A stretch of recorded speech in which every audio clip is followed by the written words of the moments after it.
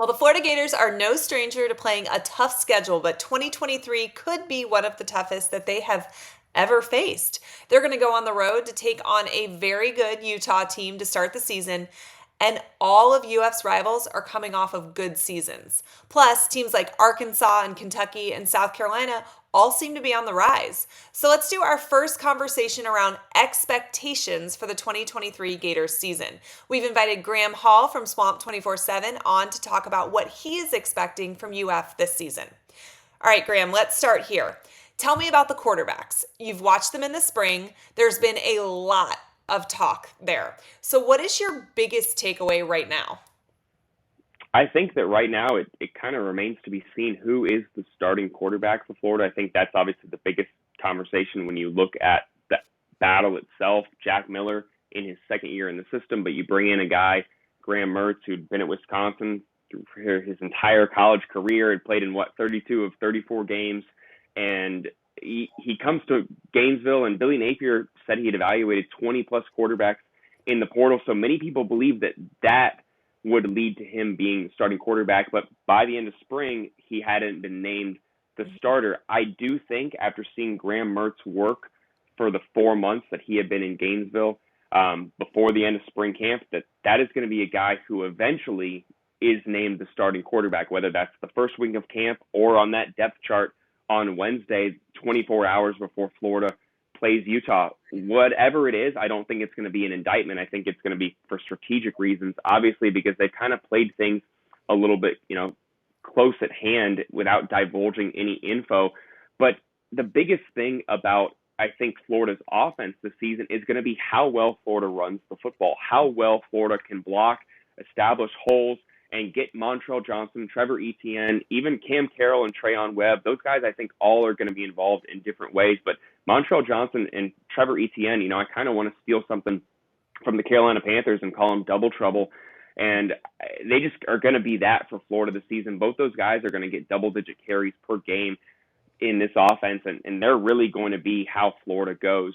You want a game manager at quarterback, and that's really what Florida, I think, has on their roster right now. And I think that that's not a knock on either quarterback, but this is a running offense, and that's just Billy Napier. You go back to his entire head coaching career, he has rushed the ball, 55, 45, 60-40 split his entire coaching career. So you can expect that baseline expectation. And when you factor in the talent that Florida has at running back, and you even consider that, not to get ahead of ourselves, Florida was even bringing in running backs through the transfer portal, looking at other guys maybe to add a boost to that position before the season.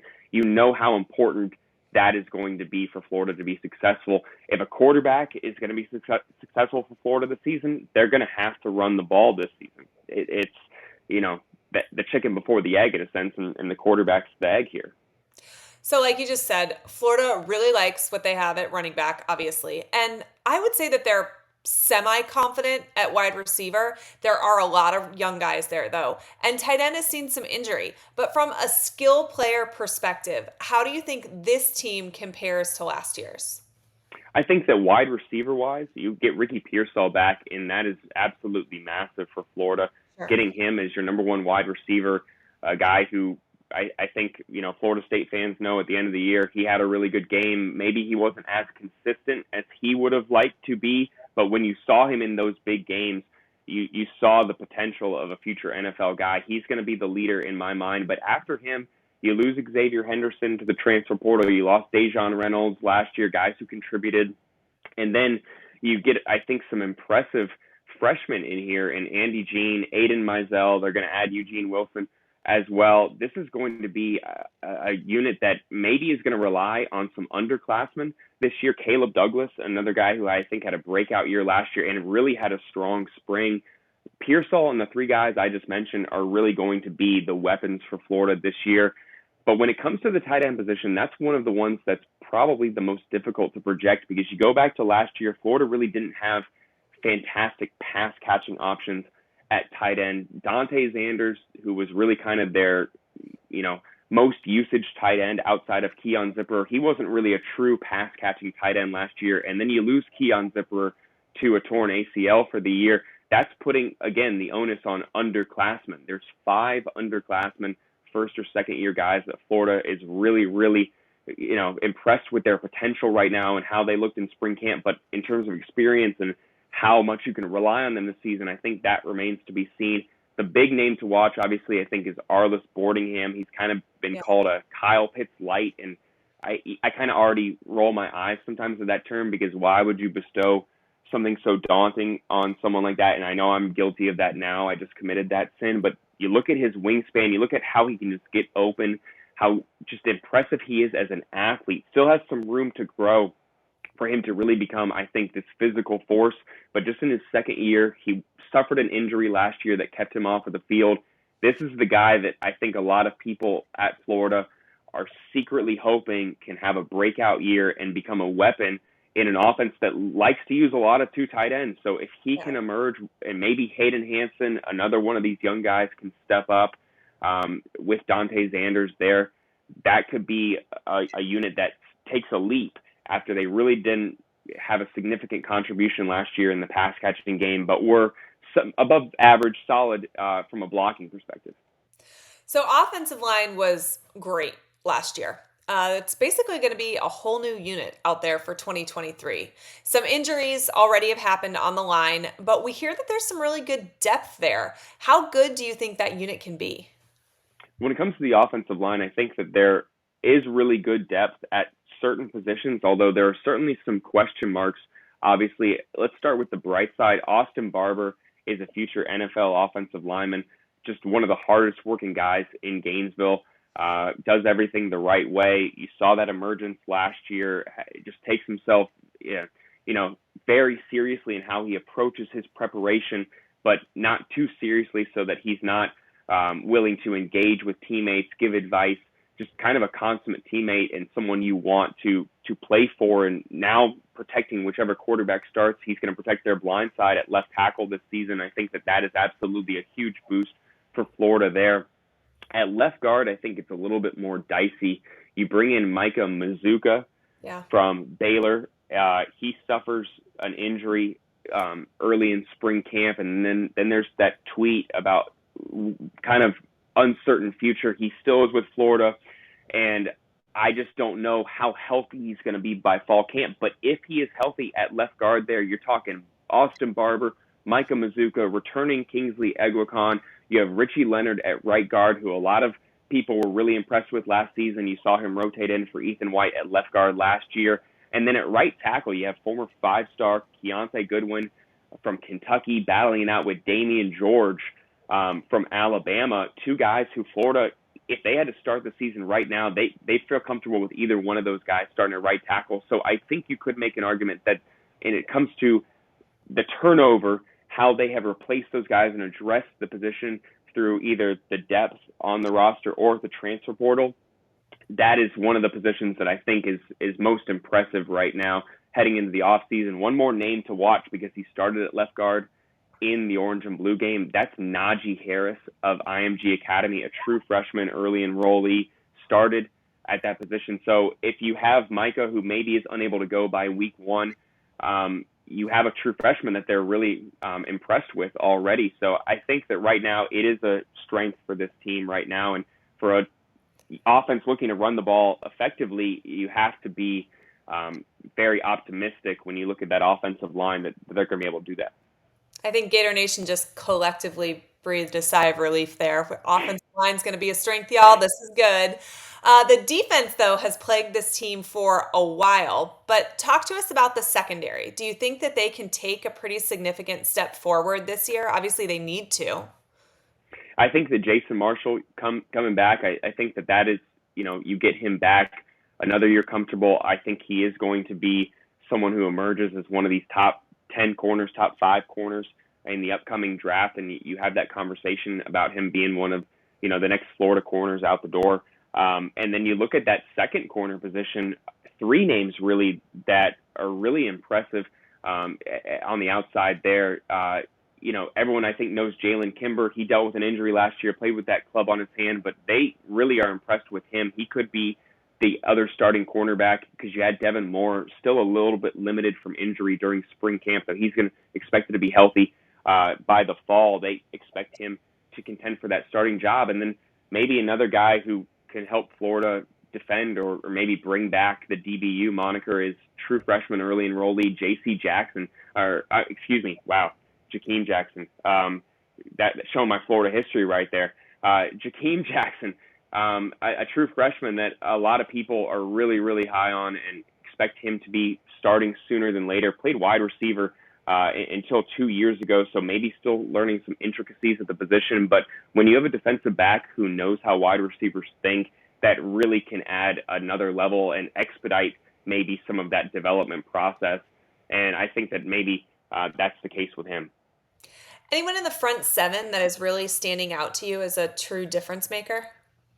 I think that two of the big additions that Florida added in the transfer portal really, really early on in Caleb Banks from Louisville, he impressed me, I think, maybe more than I was expecting in spring. And maybe that's on me, but he had limited reps there at Louisville. You know that they were a little bit sad to lose him. I think he played like 30 snaps last year, but comes to Gainesville, and I think that could be a guy starting on the interior of the defensive line for Florida. And then you look at Cam Jackson out of Memphis. I mean, that is a guy who is just a physical, force of nature. He is going to start for Florida.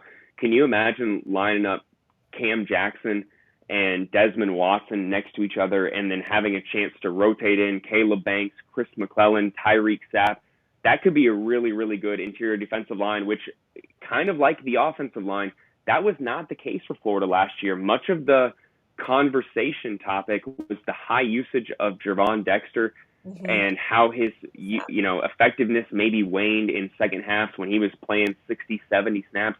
That shouldn't be the case this season. They shouldn't have to tire someone out. They're comfortable with the depth that they have, and it's because of the transfer additions and the guys returning on the roster why that could be a strength for a Florida defense that really is going to see some interesting packages this season now with an edge rather than the jack linebacker, a couple guys that maybe are going to be able to rush the passer and let those inside guys be a little bit more effective. And it's going to be really, I think, interesting to see this season. All right, so I can't not ask you about special teams. Any sort of rumors or whispers you're hearing that could maybe bring some Gator fans good news? Because listen, last year's special teams were not special at all. They were awful. So I think we need some major improvement there. I mean, unless Trevor Etienne is going to somehow become Brandon James 2.0, I can't see him housing a ton of kicks. I hope it happens. I hope he proves me wrong. I hope that it has a Jordan Travis being snubbed type reaction and that he goes out there and houses 7-8 kicks this season. I just don't know. We know that punt return kind of a difficult thing for Florida last year. I think it maybe hurt them more than it helped them, you could say, last year. And I guess when it comes to special teams, what I'm really looking for are two things. Improvements in both regards from a return aspect. Number two, I need Jeremy Crawshaw to do a fake punt on fourth down again, because when he did it the one time 2 years ago, it went for 29 yards. And ever since, they have locked my man in a cage. They have just said, punt the ball. That's it. You're not a weapon. This is a former rugby guy. Let the man fake it on fourth down. Release the punter. That's it. Please, I'm begging you. I would also take some punt blocks. That would really help. Urban Meyer used to always say, "Block punt, win the game," and so I'm ready for that kind of energy to come. But I'm all about handing the ball to the punter and letting some magic happen there. All right, this is how we're gonna wrap this up. Vegas put out an over/under of 5.5, so we're gonna say 6 wins here on DraftKings. ESPN has UF at 8-4. Which of those records are more likely to you? Someone asked me this and said, 5-win season or 8-win season, you have to go right now in 3 seconds. And I literally stammered, and I try never to go, as someone who does podcasts, but that's literally the first thing out of my mouth because I really don't know. Florida fans love to say the difference between 6-6 and 9-3 last season was 3 plays, because technically Florida was in there for 3 Hail Marys at the end of the game, which if you want to see things that way, all the power to you. I got to say, I'm closer right now to 5 or 6 wins. I made the list of quarterbacks.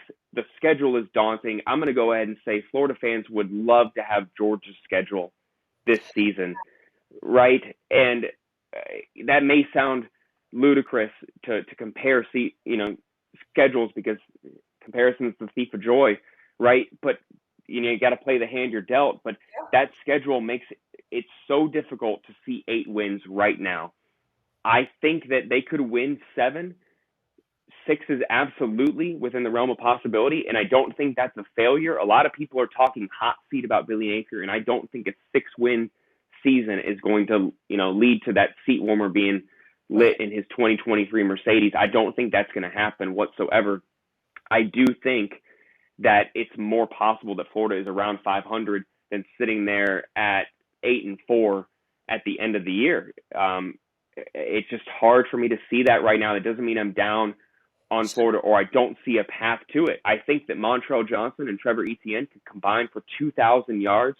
Florida could limit turnovers, and especially game-breaking turnovers. The defense could take an improvement, and that is a team that does win 8 games. I absolutely see a path. But if you're asking me if I think it is more likely that they do that than win 5 games, right now I'm about 60%, 40% that they're winning 5 games versus 40% they're winning 8 games, if that makes sense. That makes perfect sense. All right. Well, thanks for coming on, Graham. We really appreciate it. Can you tell everyone where they can follow you, find your work, and keep up with what you've got going on?